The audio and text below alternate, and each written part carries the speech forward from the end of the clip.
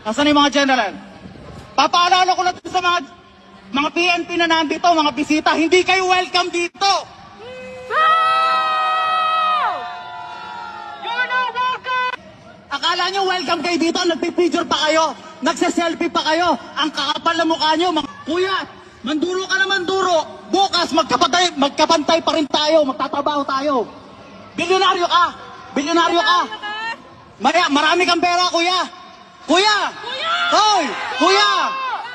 Kuya! Tumingin ka dito, bilyonaryo ka. Bilyonaryo ka. Ikaw, hindi. O bukas magtatrabaho tayo.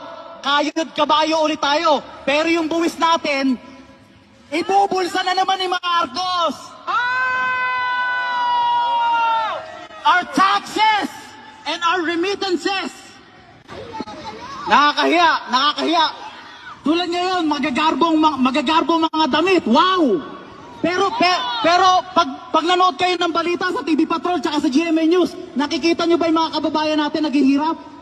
Nagugutom. Hindi nyo naiisip yun.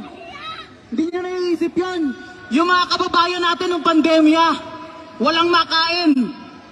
Nagtayo ng community pantries para lang pakainin yung mga nagugutom. Tapos kayo dito, nakapila kayo para mapagsosyalan sa mga diktador at... Ate? Ano masasabi mo? Enjoy nyo ang party. Pero alam ko naman sa susunod, hindi naman kayo iimbitahin ni Marcos eh.